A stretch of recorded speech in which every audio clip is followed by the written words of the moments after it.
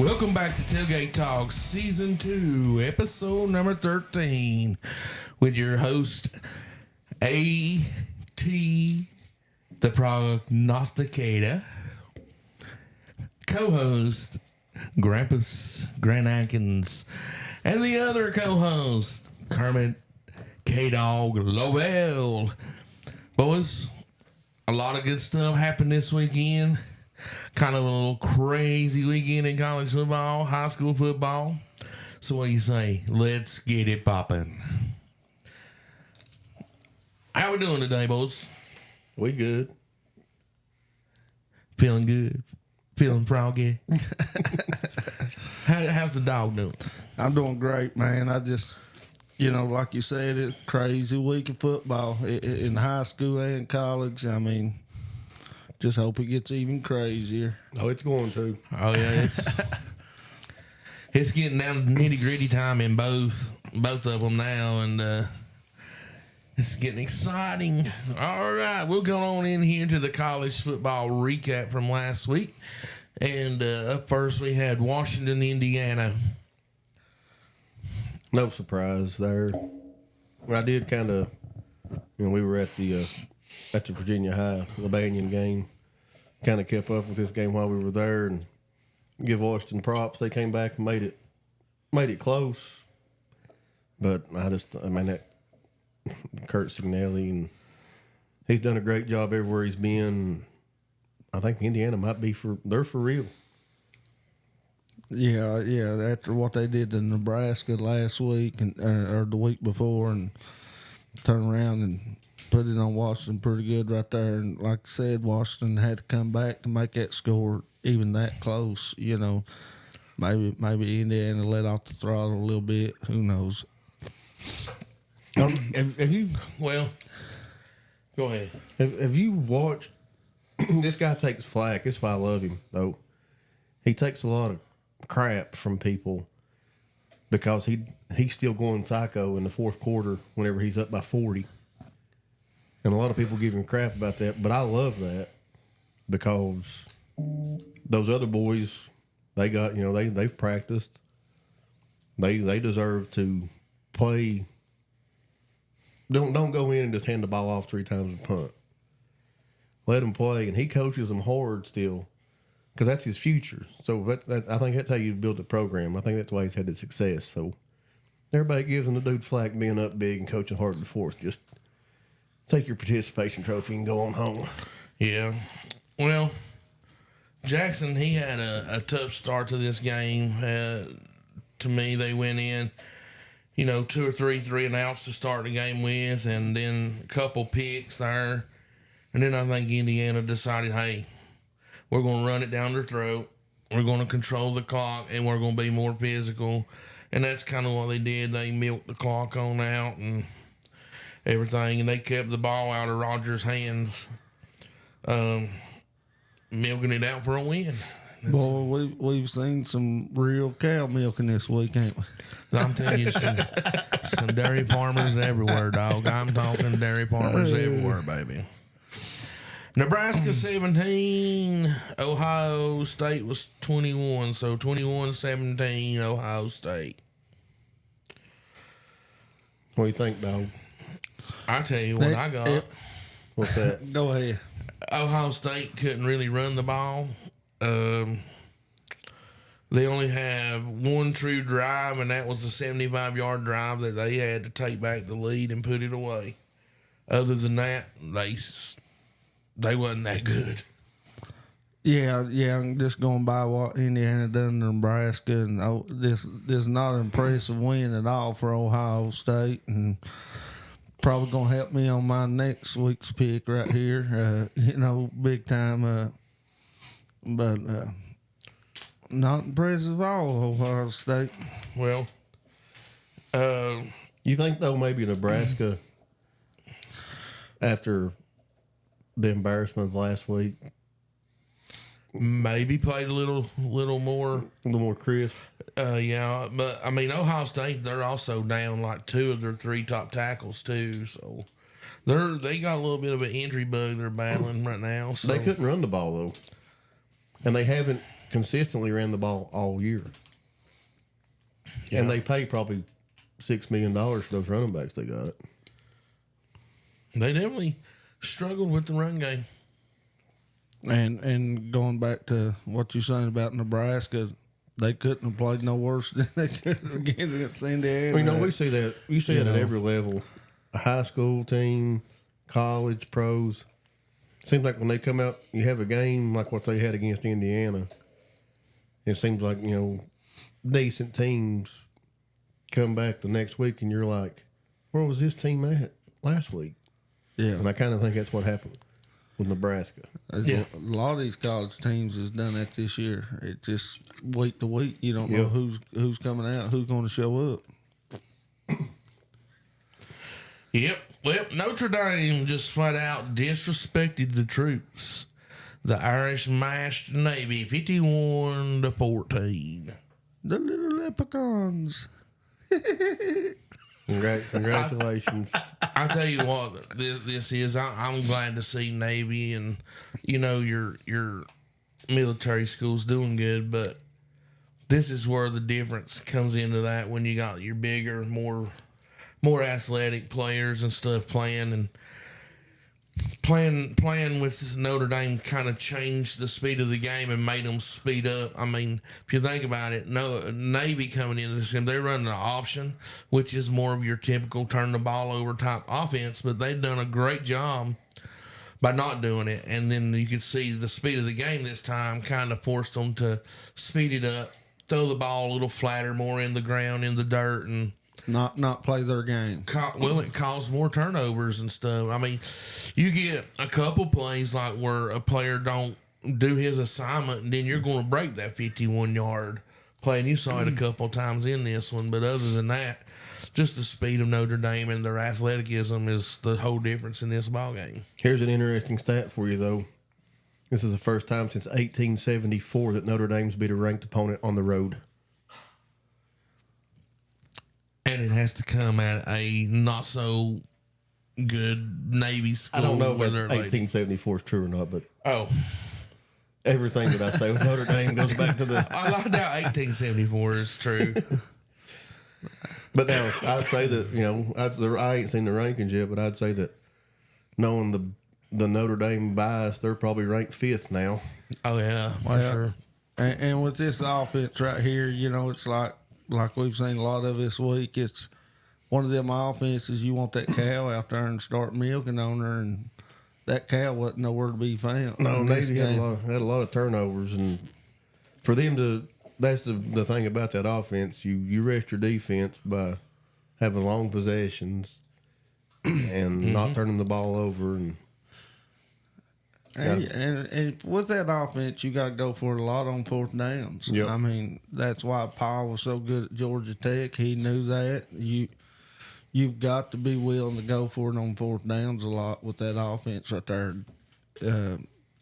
Well, you're banking on it with that offense that you can pick up 2 to 3 yards. Yeah, absolutely.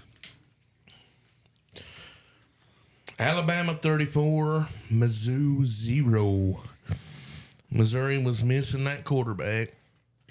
And boys, Milroe is probably the most insane dude when carrying a football.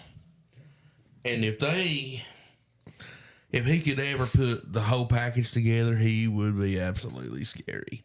No, he can. He's scary watching him run the football. Just imagine if he could throw it too. Well, he can throw it deep. But you know what I'm saying. Yeah. I think he's one of them players, he just got to make up his mind. If you're going to run it, make your mind up and run it. If you're going to throw it, make your mind up, set your feet in the pocket and throw it, Yeah, I don't. And when he makes his mind up, I believe he's that type of player. Have you all seen anybody as scary and deadly as he is when he's running the ball? Yeah, he wore number 7 and he played for the Falcons, and before that he played in Blacksburg. Well, I'm talking about in college football right now. Not right now, no. But they'll never, in my opinion, they'll never be a scarier quarterback, dual threat than Mike Vick. Yeah, I agree with that.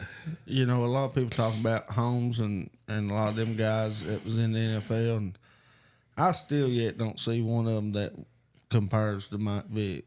Just that quickness, that speed that he makes everybody on the field look slow. Yeah. And also had a freaking rocket attached to his left arm. Yeah. When you come out on first kickoff and first play of the game, throw an 80-yard bomb. Yeah. But now I will say Milroe, he throws the deep ball great. He probably has the best deep ball of any quarterback in college football. It's the intermediate throws that he struggles with. He struggles so bad with them. But if he could put that together, oh my God. And whenever he runs, it seems like too, whenever they get him involved in the run game early, kind of get him hit, he settles into the game more than if they ask him to stand back there and throw it. From what I've watched of him, he's inconsistent, but he seems to be more settled into the game if they get him a couple of design runs out of the gate, and then he's uber talented though, man. God, he's so talented.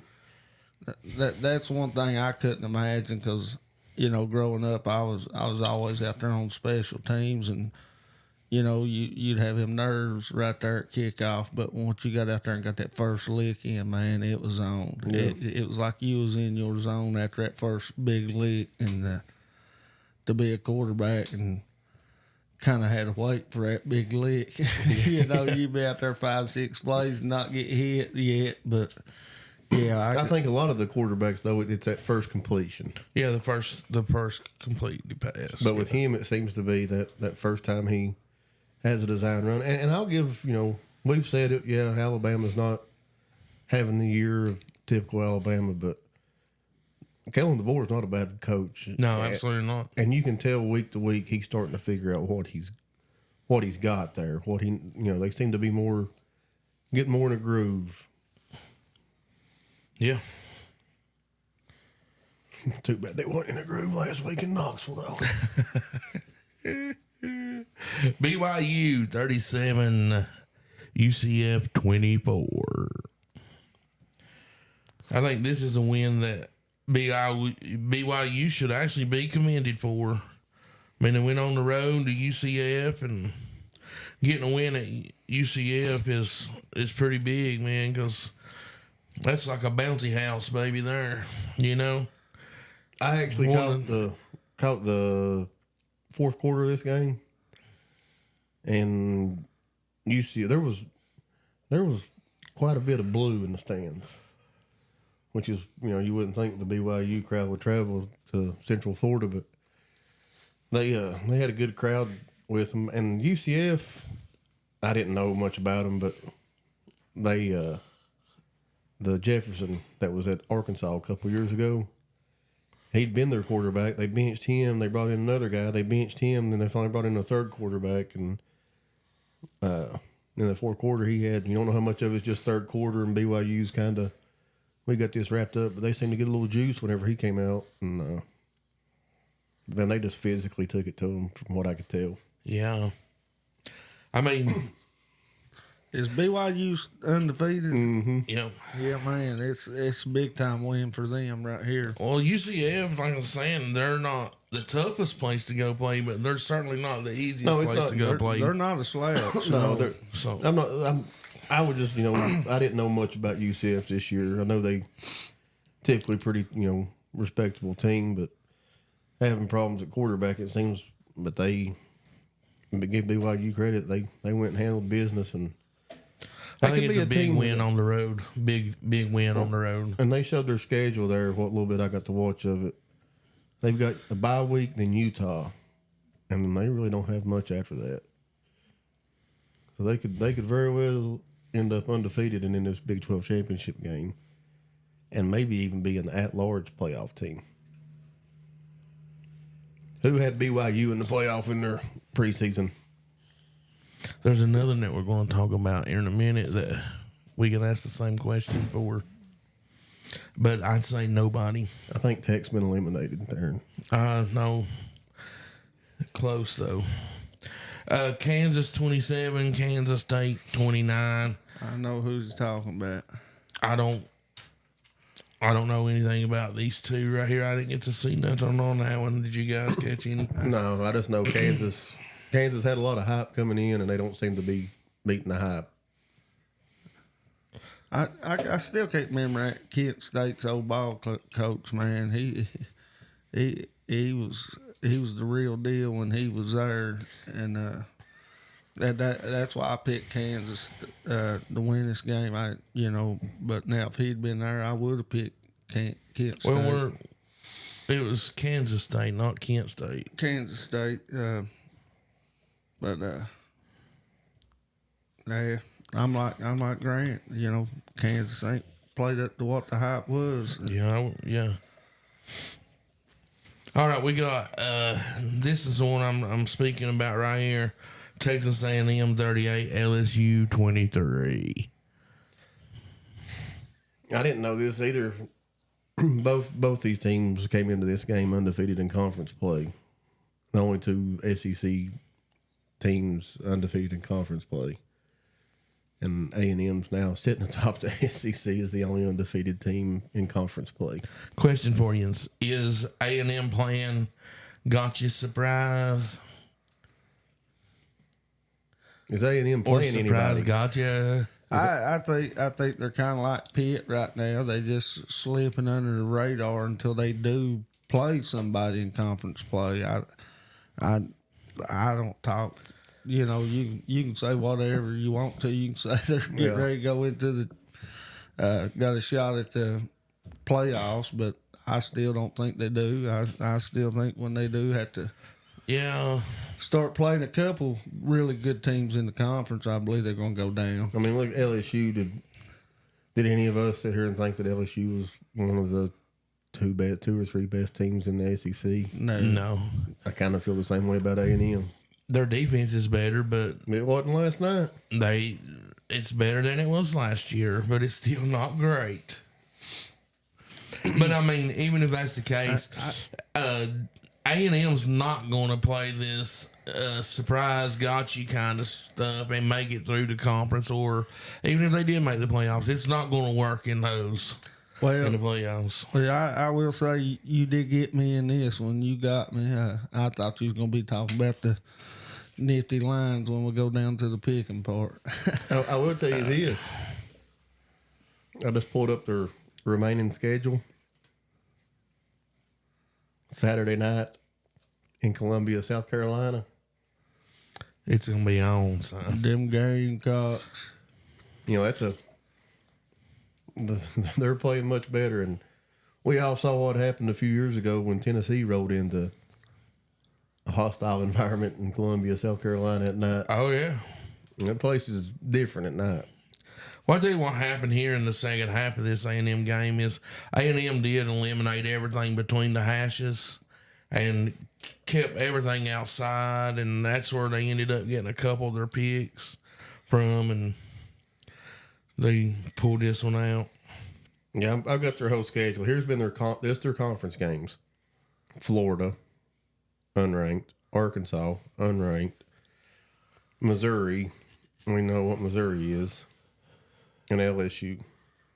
Then they've got conference games. They've got South Carolina, Auburn, and them Horns left. So they got South Carolina and them Horns. Yeah. Pretty much. Yeah. I like how you put that, dog. Because Auburn's worse than Missouri. I don't know about that, but Yeah, they are. Yeah. Yeah. Really, really bad. well, we got Texas 27, Vandy 24. I'm telling you something right now. Vandy is a dang good football team. And when you watch them play, they get you up on the edge of your seat. I mean, golly, they're just so goddamn fun to watch, man.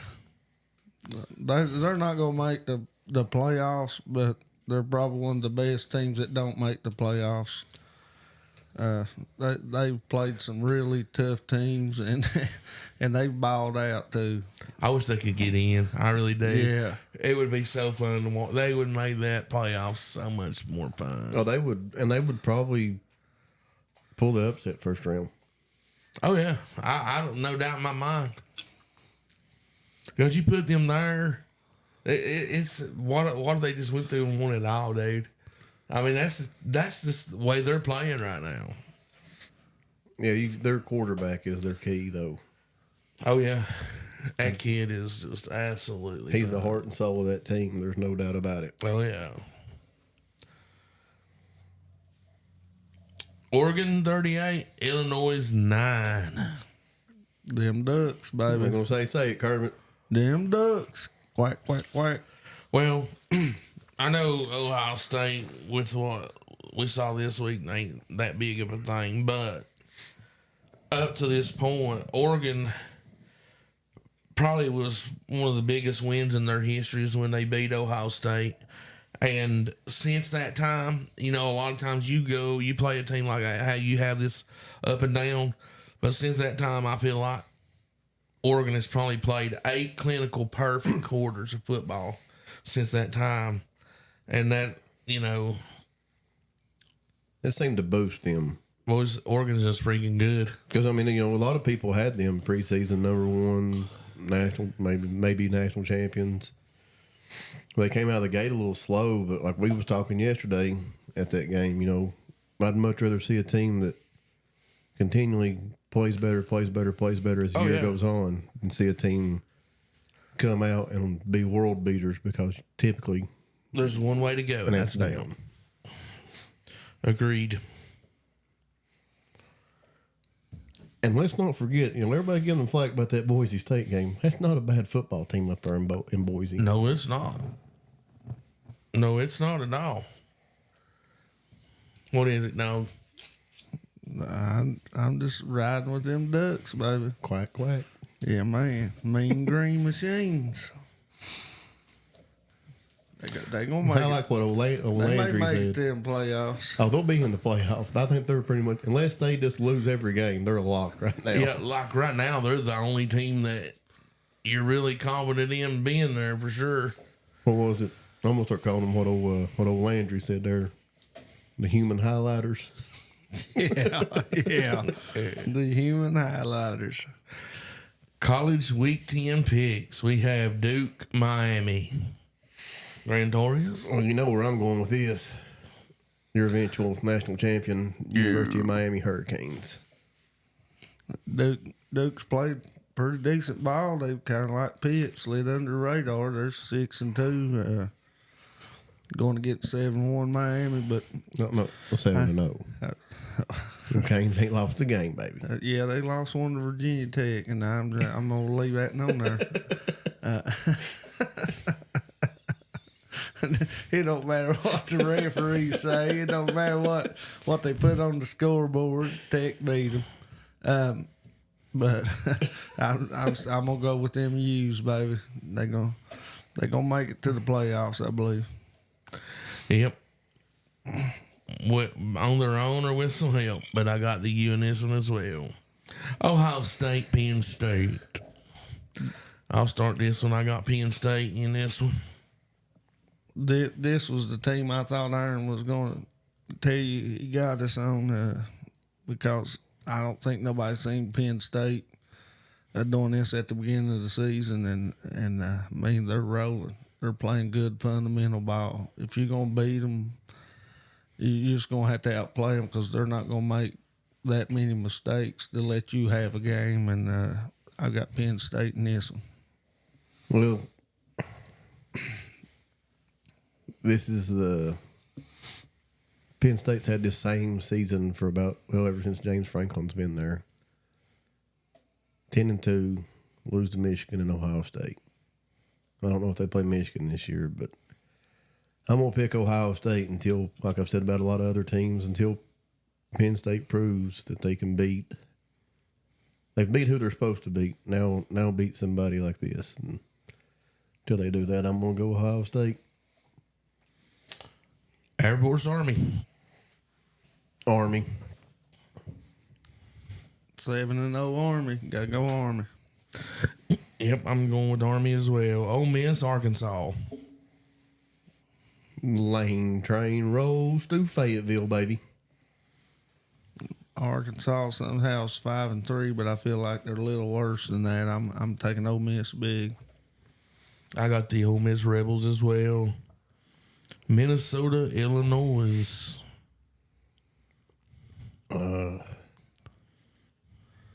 Give me the Fighting Illini. He's gonna take him. This is really. They still got them helmets. No, they had on their normal uniforms there against Oregon. Oh God. They're back to the orange Yeah, and the man. blue. Yeah, man. I'll take Illinois in this. I'll take Illinois as well. Vandy, Auburn. I think you got to go Vandy. Vandy big. Vandy's actually got a top 25 ranking. Yeah. Or they did have some. And really, they should be. They lost by 7 to the number 5 team in the nation. They should still be in the top 25, I think. Yeah, and beat a number 1 team in the nation. So maybe they should be above a 25, honestly. I'm going Vandy as well. Did you go Vandy, though? Absolutely. All right, Oregon, Michigan. Give me the Ducks all day long. Oh, Dog, Kermit. you got a choice to make, baby. Ooh. I like them old Wolverines, but yeah, when it comes to reality, them Ducks gonna eat them alive. Yeah, I'm going Oregon too. Florida, Georgia. Largest cocktail party in the world. I don't think they can call it that anymore, can they? Probably not. Stupid. Now give me Georgia big. Florida sucks. You know I'm a dog. Let's go Dogs, baby. Yeah, give me the Bulldogs as well. Louisville, Clemson. Clemson's getting primed right now, boys. They getting primed up at the right time. You know, they getting that juice put in there at the right moment. Give me Clemson big. Yeah, Clemson and Miami are on a dead heat towards each other in the ACC championship game, so give me Clemson. You got to know when to juice, man. You can't juice too early.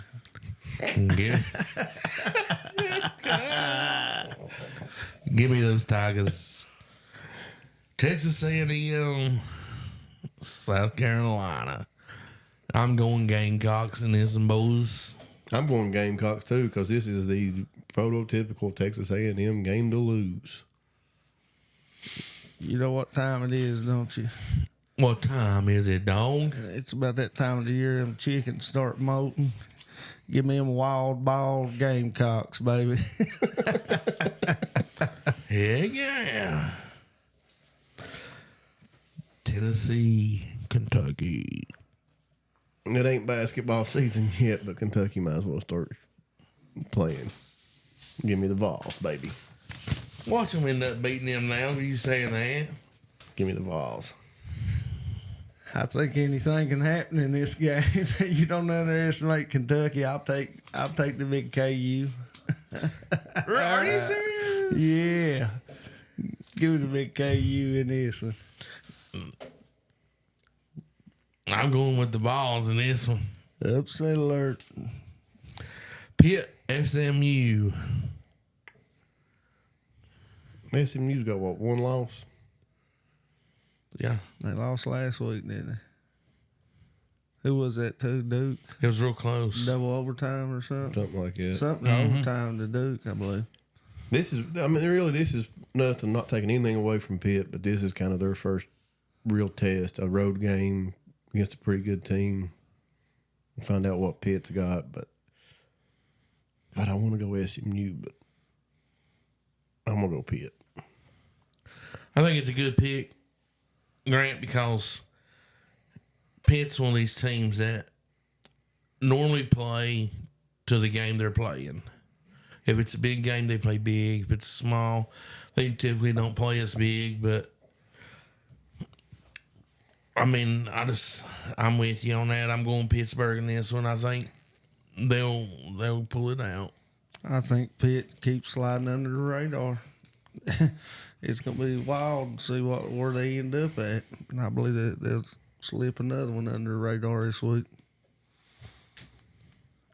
Virginia Tech, Syracuse. You know, a lot of people talk about Tech, and me and Aaron was talking about this on the way back the other day from Virginia High.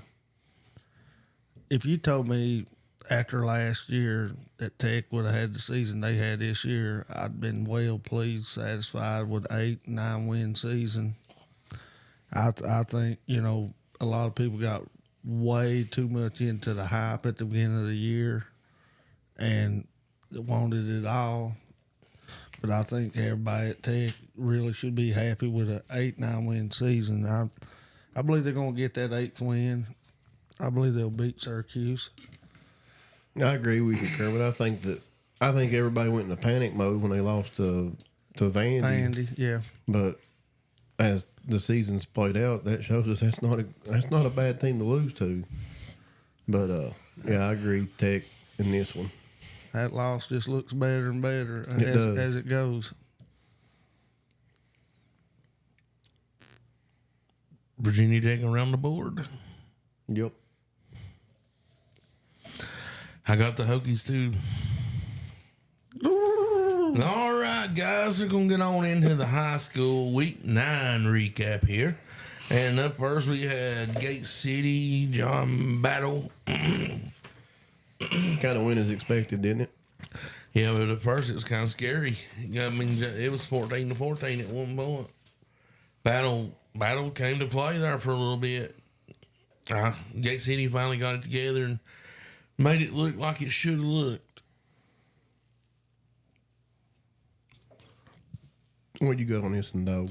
I just really, really slow start for Gate City, you know, and you know, me and Aaron kind of looked at each other when we seen the score there, and we was like, "There's something going on, man." And finally, Gate City had turned it on, you know, second half, and rode with it like they should have. What you would have expected out of them out of the first half, you know.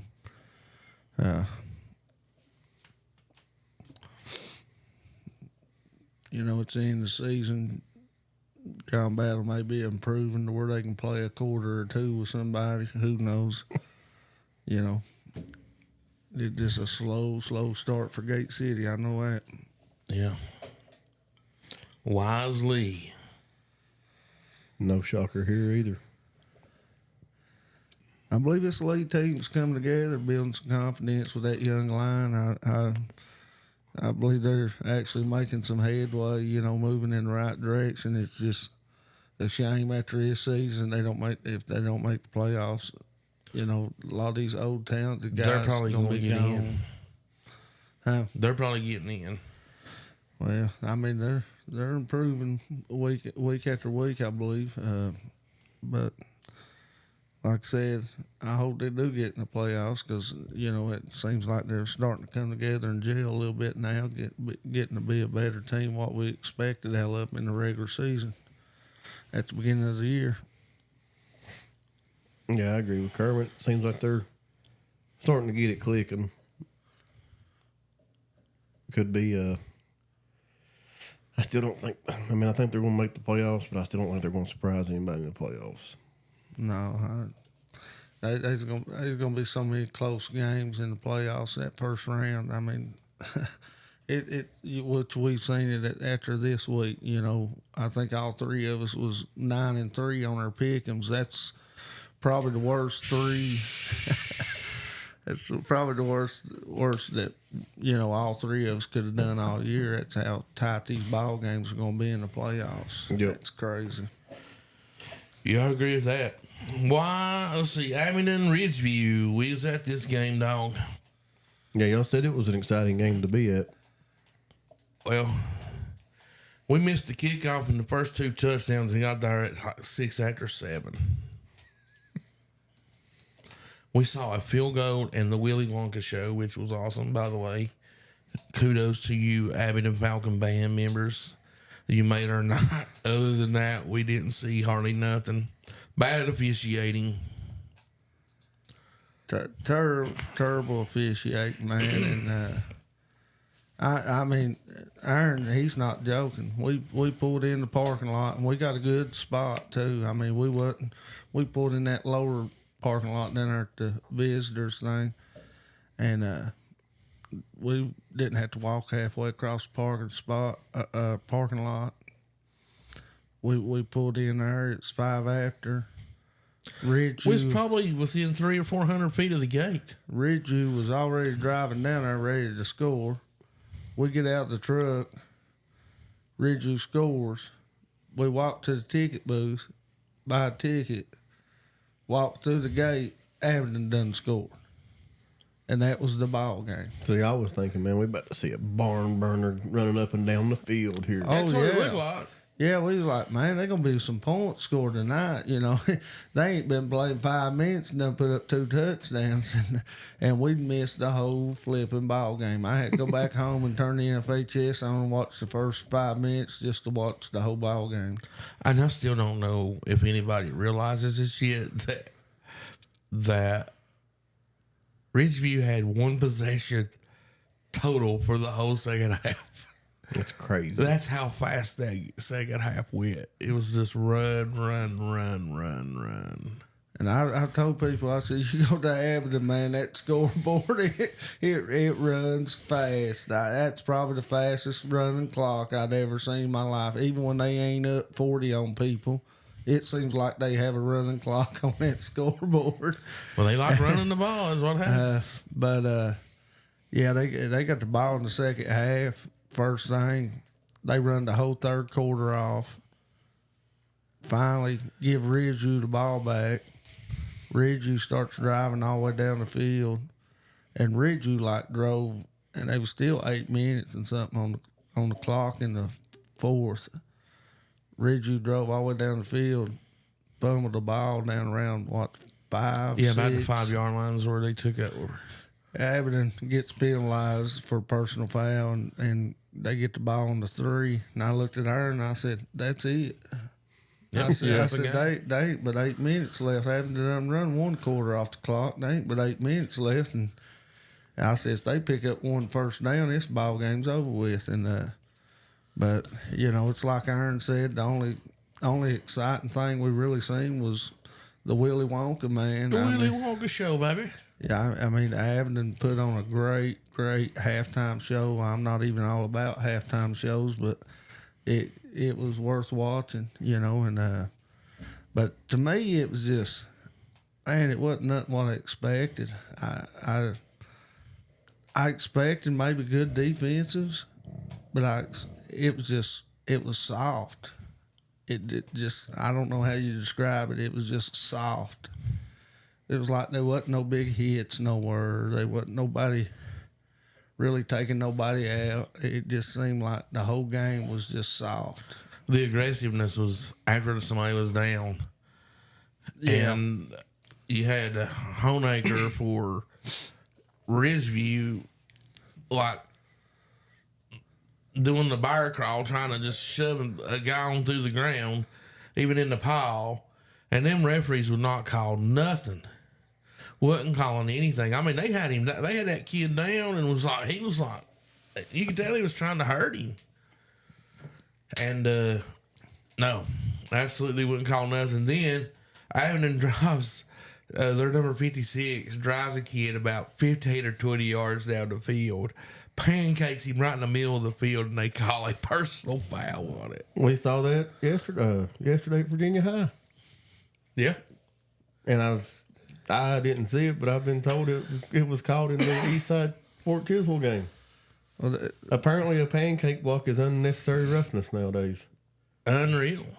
I'd seen Brent do more pancake blocks than I ever seen last year.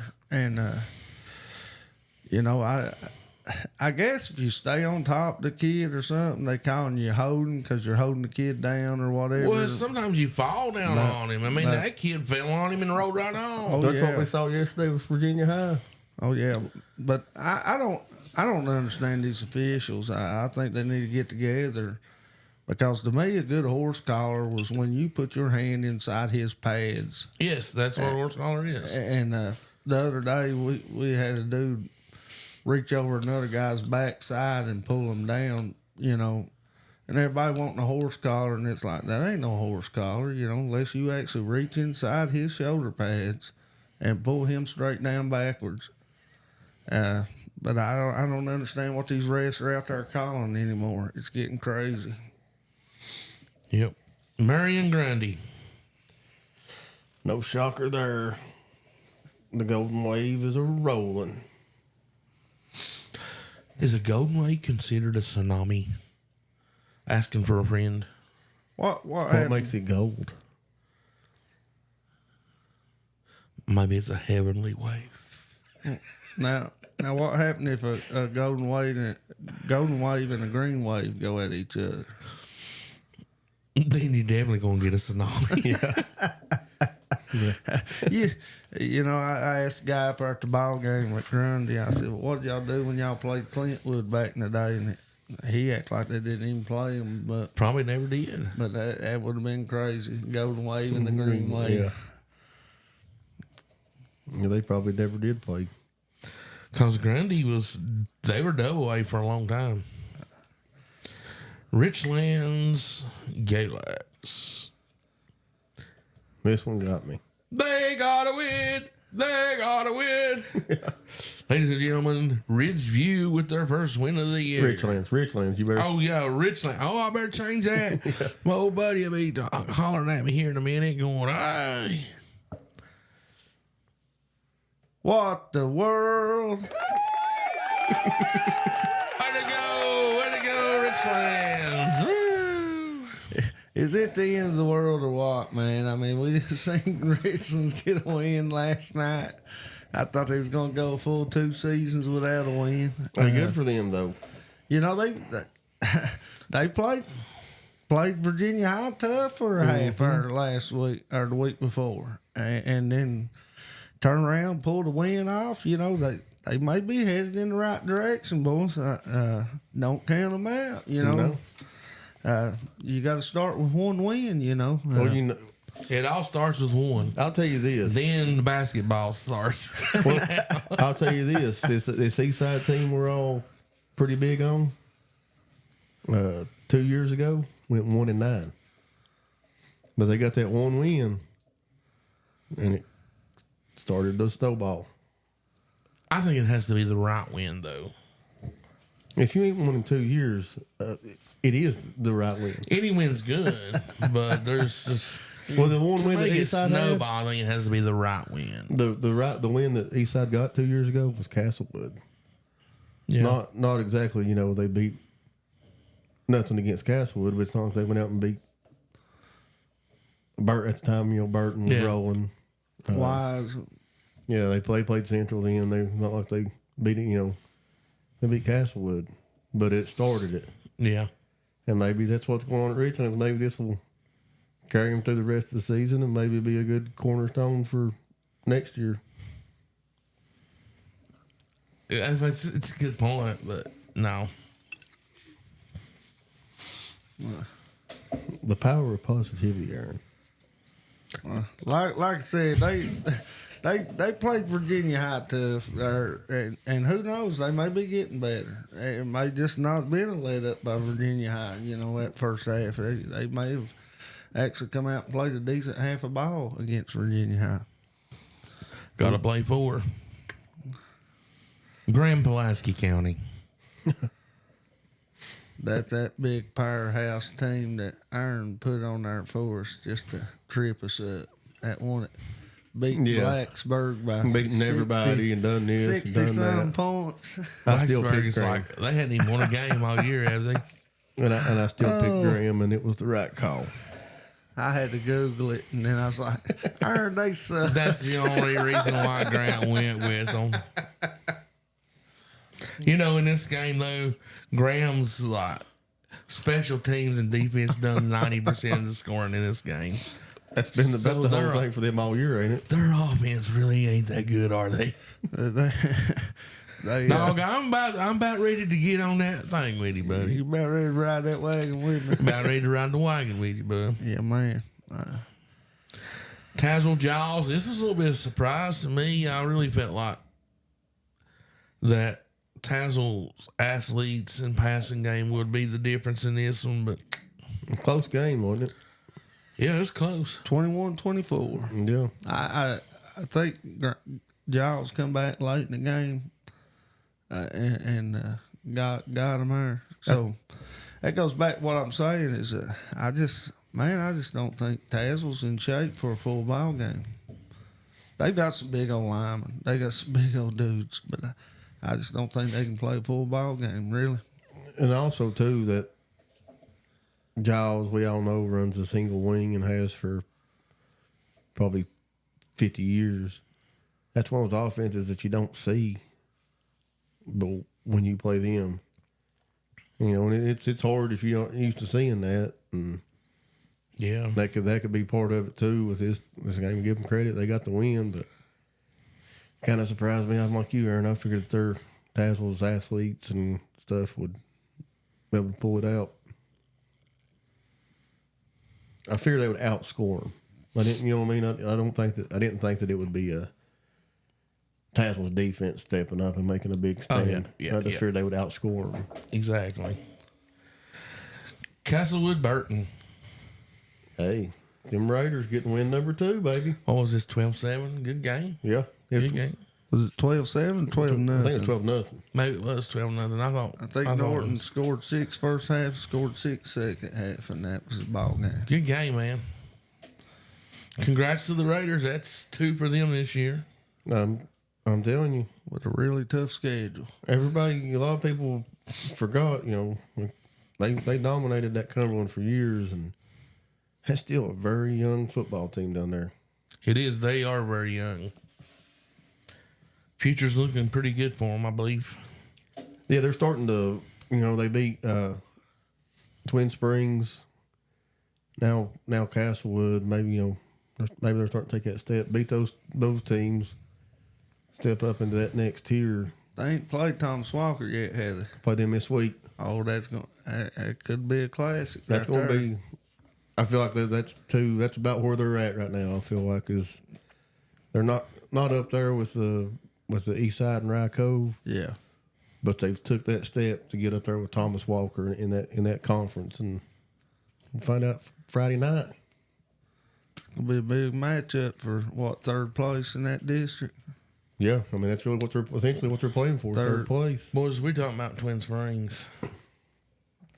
Are we talking about Twin Springs? Thomas Walker and Burton. They play Friday. I thought Twin Springs played. Twin Springs and Thomas Walker. Oh, plays. Twin Springs. So they must play last game of the year then. They must. I think it is the last one. Because I don't think Norton and Thomas No. Walker's played yet. The last one, Norton and Thomas Walker's already played. Thomas Walker done beat them. Are you sure? Yeah, a couple weeks back. I don't remember picking that one. Eastside and Thomas Walker's last game. East Side Thomas Walker played Friday night. Okay, well then I don't know. It may be the last game then. You having a brain fart over there, ain't you? I just know that. I just know that on the schedule it's them and Twin Twin Springs. Springs. Yeah. But I'm pretty sure that Thomas Walker's already played Burton. No, I don't believe they have. It was at Burton, I believe. I believe Burton played Rye Cove this week. Mm-hmm. Then I think they got Thomas Walker the last game. Maybe that's what it is. We'll find out in a minute. Well, since we're talking about Twin Springs Titans, Hancock County, Mr. Keith has got his Miracle Kids pulling off some miracles, boys, and they're winning ball games. They're not going to quit. No, they're not. Not playing for Keith, they're not. And I love that. They have every reason to just, I won't say go through the motions or fold it up, but they have every reason to be okay losing, and they're not okay losing, and I love that. And kudos to them, man, getting another win. Yep. What do you think, dog? I think Keith is one heck of a coach. I just say that right there. I went the opposite of him because that kind of burnt me a little bit against Castlewood there.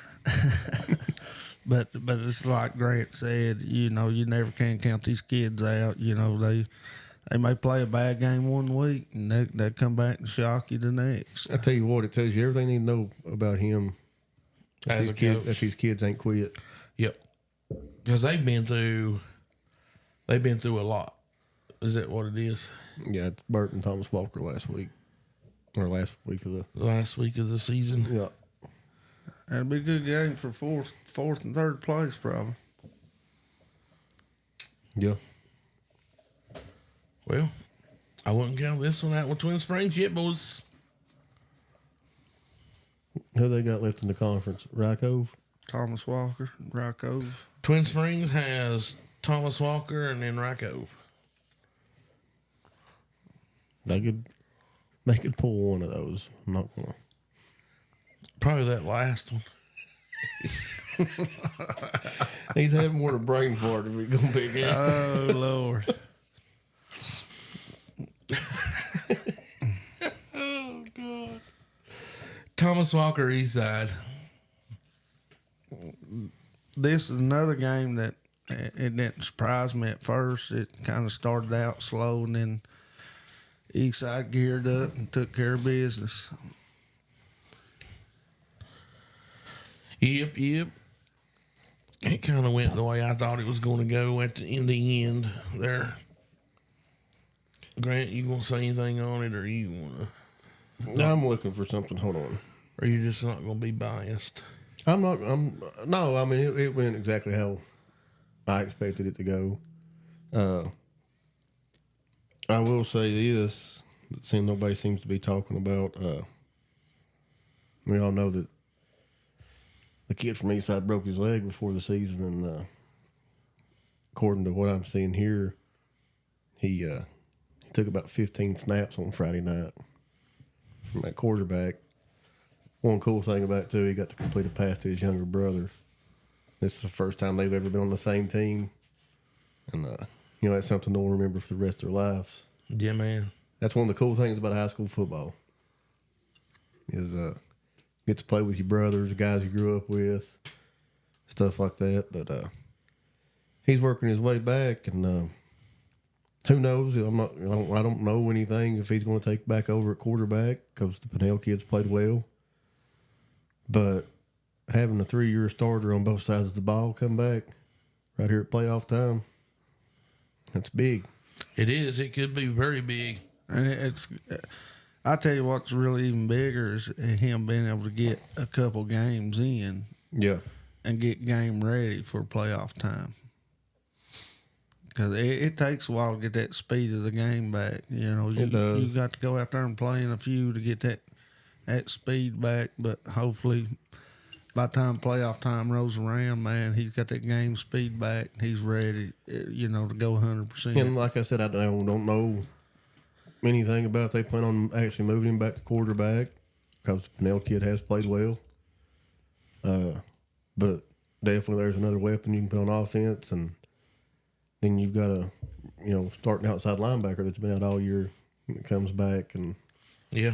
Well, and there's another thing, a lot of these kids don't get the credit, man, but, he's a dog on defense, and, even if he ain't a quarterback on offense, man, he's going to be a dog at blocking for you, opening stuff up, closing the edges down. Well, I watched a little bit of this game, and there was one player in particular. He was playing wide out. He came in motion, led the little jet sweep around the corner, and this is not a knock on the Thomas Walker cornerback, but he went about 4 yards. Be careful with them, boys. You'll get a penalty. Yeah. Well, that's awesome, man. I'm glad to hear that he's back doing pretty good. Sounds like that he's picking up things a little quicker than anticipated and getting back. So yeah, I know the plan was to ramp him up. I'm not sure that they even knew what that was going to be, but 15 snaps. I'm sure he played some defense for Friday night too. But this Friday this is a sneaky tough game right here this Friday for them. So we'll see. Might kind of see what the plan is going forward a little bit more this Friday. Absolutely. Rocco Chilhowie, boys. Barn burner. Rocco dodged the bullet. Joe Howley went for 2 at the end of the game to go for the win, and Rocco stepped up and stopped them. But kudos to Chill Howley. Can't say I blame this coach at all for going for two. I mean, you going in there as the underdog, and do you really think you can stop Rocco 10 yards, 4 downs? Is the big question. And if you don't believe that you can truly stop Rocco in 4 downs, 10 yards, go for the 2, go for the win. Yeah, I mean they're you got to have a good. We were talking about that yesterday. You got to have a good beat on your team too, good read on them. Do we have enough gas for overtime or not? If not, then we're going for the win right now, baby. And give them credit. I've said this. I don't think I've said it on here. I know we've talked about it. And I feel like over the past 2 years, you see the teams that Ryco has had trouble with, it's teams that can consistently throw the football. And they don't get I give them credit because they seem to know we don't defend the pass that well, so we're just going to send 7 or 8, blitz every time and bet that we're going to get your quarterback before he has time. It's a guy that the teams that are able to get the ball off on them seem to give them fit. We all know Chill Howie's a pretty decent throwing team. I would say they're more of a throwing team than they are a line up and run it down your throat team. That's practically how they moved the ball on Rocco, the way they did. And you take that going into overtime, you're shortening the field where that's not going to work for them as well either. So yeah, their best bet was to win it then if they could, and they went for it, and it just fell short. I think Chihuahua's one of them teams that may be improving at the right time. There's about 3 of them single A teams that you don't want to see down there toward the bottom end of them PowerPoint rankings right now. Yep. Yeah. Lebanon, Virginia High. What a game. This was my first time seeing the Reese kid from Lebanian. Dude's got talent oozing out of him. Oh, yeah. Got one of, if not the best arm I've seen in high school football. Got some receivers that can make some catches, but I've been on that Virginia High train, and boy, they didn't let me down. And actually, watching Coach Patterson in person, I'm a bigger fan now than I was before. Yeah. They got athletes. That little number 3, what's his name? Oh, the Smith kid from Virginia. Keyshawn. I don't think you could tackle him in a phone booth. Oh, no. You talking about Keyshawn, ain't you? No, the number 3. Smith. For Virginia High. And his name's Keyshawn?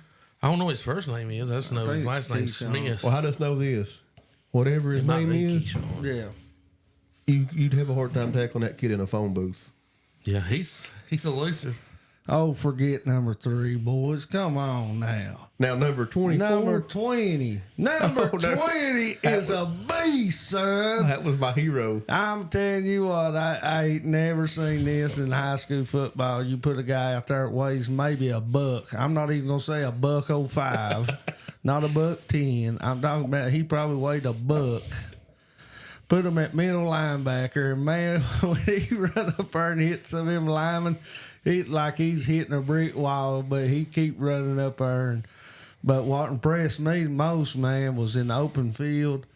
This little dude could wrap dudes up. He made plays. Once you seen him in the open field, you realize why they had him in there. He wasn't going to blast through no block or nothing like that. He's so goddamn wiry. He was bouncing off the 2 outside linebackers. He's like more. Looked like he's in a pinball machine. But now he got some good pressures back there too. Whenever he was able to slip through, man, he made Reese uncomfortable real quick. Yeah, if he can hit a gap there, man. But this little dude, he didn't care. It's like tell him go run through a brick wall, and he'd do it too. He'd try it, But now it was unbelievable the way he wrapped people up in the open field. It was like, man, that little kid can tackle. If he got close enough to get a hand on you, you was coming down. Yeah, he had to be a freshman. Oh. Had to be. I hope so. Ain't no way. But. Well, we speak to this Virginia High team, and I know I've given them a hard time, and I think the lady on WCYB, she'd even said the same thing I'd said about them shooting themselves in their own foot and not being as well disciplined and causing stupid penalties and stuff like that. But this has to be the perfect game that Virginia High had played all year. I didn't see none of the stupid stuff. I didn't see no bad penalties. I mean, in this game, they probably should have called some stuff that they didn't call. Yeah. I think there was some missed calls in this one. But I'd rather have a game like that where the refs just let them play. When we played, Tom Turner told us, said, hey, don't go blame it on the refs. If you're being held, it's because you're letting them hold you. There's ways to knock people's hands And like off we of said you. up There's there. ways to rip through people. And there's all kinds of techniques you can do to keep from getting held. I just wish the refs would let them play. This was maybe 2 penalties in this game? There wasn't a lot. It wasn't a whole lot, no. One of the best games you could sit back and watch, and hardly no penalties.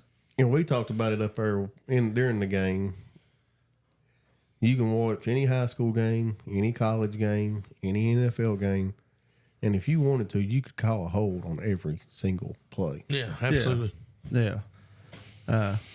I'm not saying don't throw a flag, but make sure that everybody in the stadium about seeing Yeah. it. You know what I mean? It's some of these little cheesy penalties these refs are throwing. They bring a lot of it on themselves, man. Just let the kids play. The thing that let I them like- play ball. It was consistent.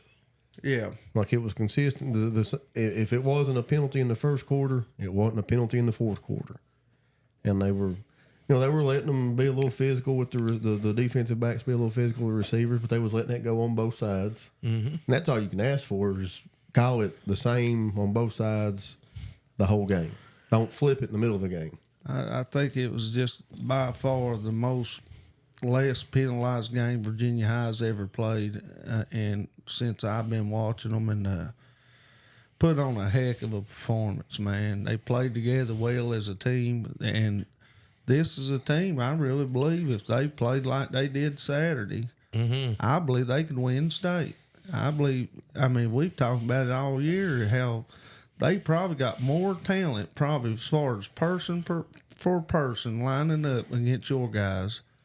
Probably got more talent, more speed than any team. I know they got more. around. I know they got more speed Yeah. than any team around. And in this game here, the difference was speed, and they were more physical. Oh man, they were.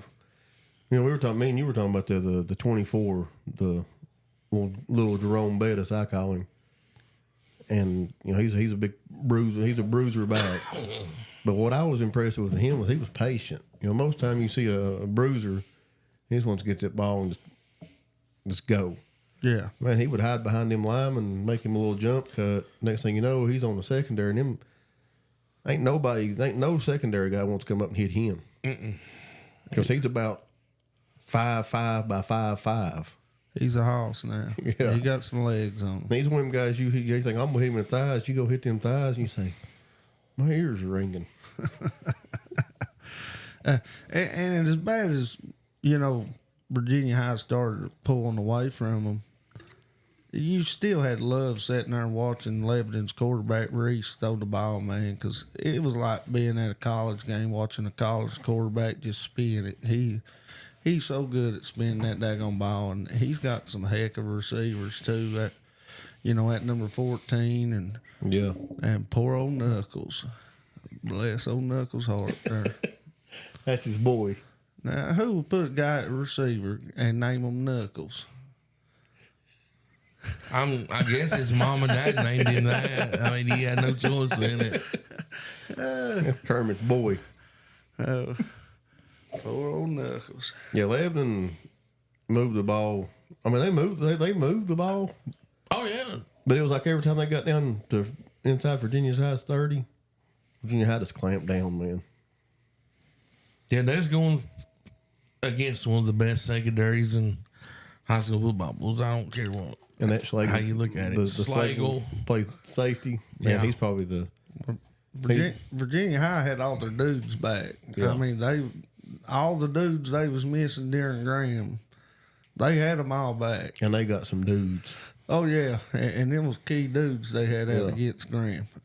That would have probably been a different ball game with them dudes right there. In there, for sure. The one thing, and this is not taking anything away from Lebanon, and not question anything. But the one thing that I didn't understand with Lebanon, I get it, you got that Reese kid back there, but Virginia High, they sold out on every play to get pressure on him, and you've got a pretty decent running back there at 44.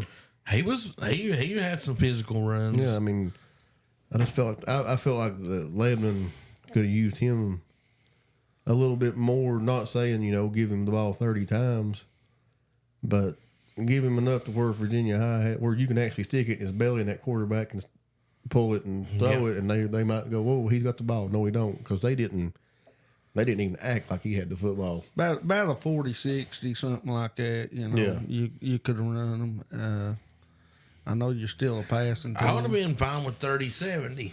Yeah. Yeah. I mean, he probably, what we talked about, he probably had, 6-7 carries? Yeah, and there was a couple of them that he was dozing people down there and had good runs on them. Absolutely. It's a heck of a ball game, though. It's a whole lot more entertaining than the Abbott and Ridgeview game. We got to see some excitement in this. It was a good game. Got to see some hits, man, some popping. Yeah, they're bringing it now.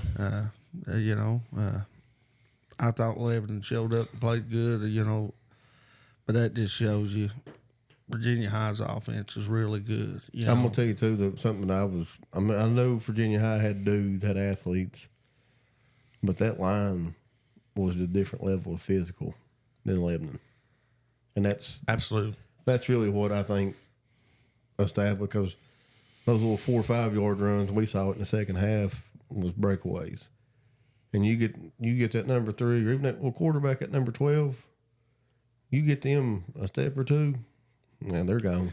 Gone. Gone. I think that one would actually be GAWN, gone. Yeah. Gone. And I believe old number 12, the quarterback, I had a heck of a game, and he done a little bit of everything, absolutely everything. He don't spin it bad either. No, and he could run if he wanted to. No, that deep ball he threw to Smith was beautiful. Yeah. Oh man, on the money. Mm-hmm. You gotta love that when you got a guy 15 yards wide open and he don't even have to slow down for the ball. It pops them on stride. Yeah, I was very, very impressed. Lebanon is a good football team, but man, I just left there so impressed with Virginia High. Yeah, they played probably one of the best games they played all year, and they look good. They're physical. They just. Well, I read Coach Patterson there in the paper before the game, or it might have been on the Friday Night Rival thing where they interviewed the coaches. But he, one of their big goals this year was to host a playoff game, and I feel like they're working on it. I feel like that was a big step in them being able to host a first round game. This is the first game I really seen them play like a excited team that was playing for each other. Yeah. Before it just seemed like, one player, if you didn't give him the ball right or something, he'd get mad, or if somebody didn't block right, he'd get mad, and they just get mad at each other and self-destruct inside themselves. But it looked like they was really excited, really playing for each other Saturday. And if they play like this, I don't think no team wants to see them in the playoffs. No. Yep. Big win, good win. What was weekly pick'em record? Grampus is what, Kdawg? Grampus.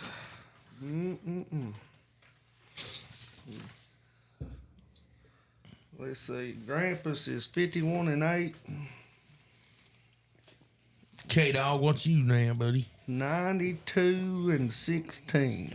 And then 91-17 for the prognosticator. all right, that's walking us into week 10, boys. We had a bad week last week. All of us was, what was it, 8-3, 9-3, something like that. 9-3, boys. There's a bunch of us got on these games. Well, up first here we got the Ryco War Eagles versus John Albert, and I'm gonna go first on this one, boys. I got the Ryco War Eagles. Woo! Go Eagles! I'll take this next, and I'll go with the War Eagles. Woo! How about them War Eagles, baby?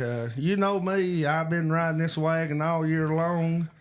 How about them War Eagles?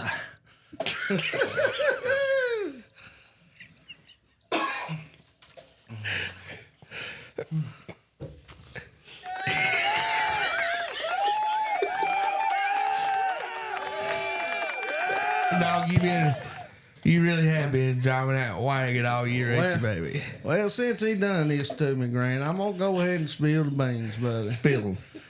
You know, them War Eagles is the only football team in Scott County. You imagine what they could do if Scott County would quit giving all that money to Gate City and give them War Eagles a little bit of that money they keep rolling over the Gate City team. So it looks like Rocco's been doing pretty good with it. Got new goalposts, all this good stuff. No, because they didn't get that from Gate City. You go back and read the paper. They had to go all the way down to that college down the road there, Emory and Henry. Emory and Henry donated it to them, I Had to guess. go all the way down out of Scott County to Emory and Henry just to nice, get a though. little bit of funding to get a straight goalpost. Got their nice lights at Blinks. My God.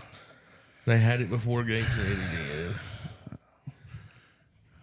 All that funding they give to that basketball team up there in Gate City. God almighty. You just imagine what Twin Springs and Rocco could do if they could get some of that funding going their way. Didn't they just put a new floor in the gym up there at Gate City? No, Matt McClung did that. I don't care who did it. It was a Gate City, and Yeah. they're ready for basketball season, I'd say. If they keep playing the way they are, it ain't gonna be long, baby. Alrighty, we'll go ahead and get into the rest of these picks here. We wanted to pull a little bit of a trickery on our old Kdawg since he's been big on the Rocco guys all year. Up next we have Twin Springs. Twin Springs and Tommy Walker.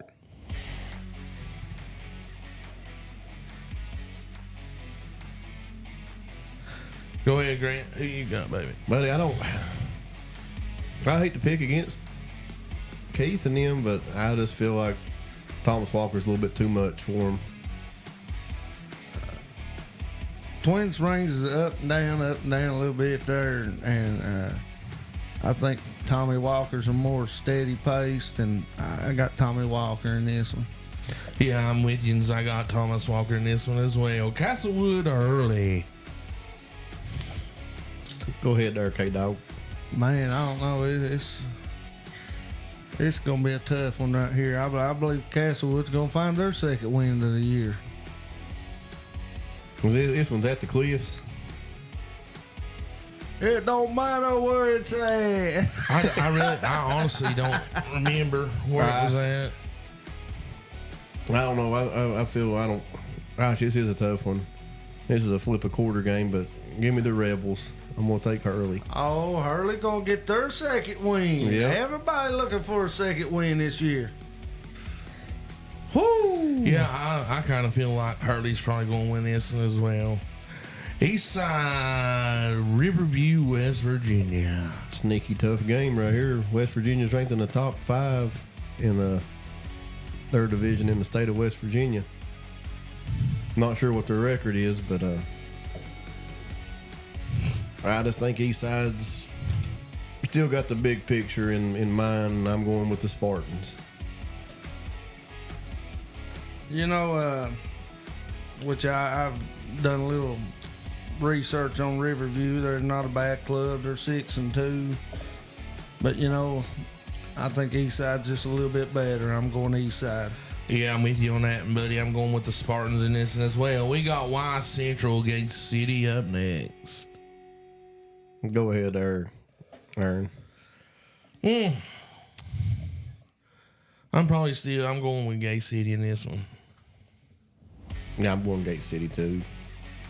In this one, just a better ball team. Sorry, good guys, but I'm going with the Gate City Basketball Blue Devils. Lehigh John S. Battle.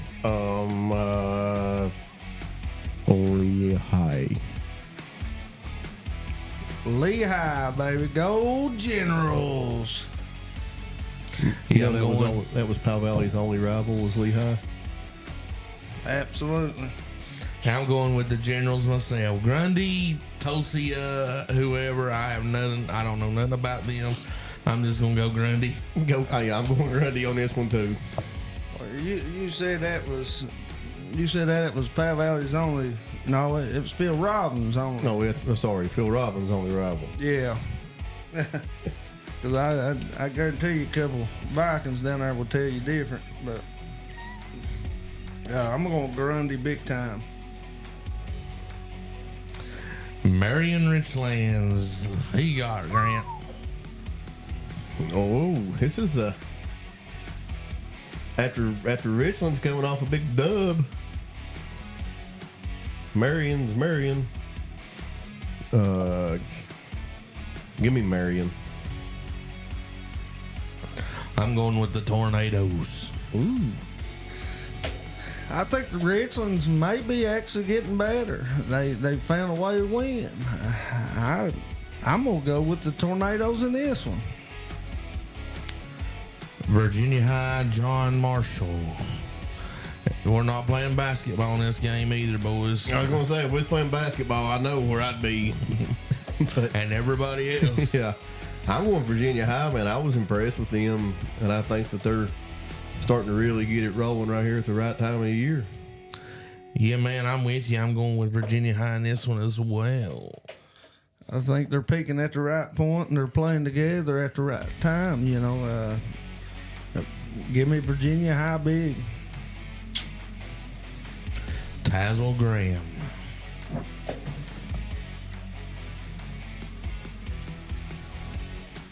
It's going to be a defensive game against an offensive game right here. I'm still going Graham. Oh, yeah. Absolutely. Graham. G-man. Everybody going Graham? Yeah, Graham across the board. Patrick Henry, Chilhowie. Chilhowie may be peaking at the right time, baby. I'm going with Chilhowie. Yeah, I'm going Chilhowie Warriors on this one too because Patrick Henry seems to be the injuries and stuff stacking up on him. So give me Chilhowie. Patrick Henry played Honaker really tough last week, so maybe they're gonna get somebody, but I don't know. I'll go Chilhowie as well. Honaker, Northwood. To quote my good friend Kermit Lovell, "Go Tigers." You know, Music threw for 476 yards last week Yeah. in that game. Go Tigers! Give me a Honaker, baby. Yeah, I'm with you, baby. I'm going with the Honaker Tigers in this one as well. And then our big game of the week this week, boys. This one right here is for the Mountain 7 District Championship. We have Union Bears taking on the Abingdon Falcons. Woo! Who you got, dog? I got the Nature Boy Ric Flair. Woo! The Nature Boy Ric Flair. Woo! How's Grant say it? To be the man, you got to beat the man. Well, let me tell you a little history there, son. Abingdon ain't come down on Powell Valley's football field, down on Phil Robbins' field, and played a good game in about 10 years. So I'm going to take them Bears big, and they going to be some hitting going on in this game, baby. Yeah, I'm with Kermit. I don't see Abingdon winning this one. I see Union. They're getting things ready for the playoffs. It's just something they got to do. I'm with you too. It being at Union, there's no way I'm going against Union Bears at home. I'm taking the Union Bears, boys. If everybody's hearts and minds clear, Rumbling, tumbling, stumbling, Keith Chandler, baby, a man amongst boys. Woo! All right, guys. Until the next time. Peace.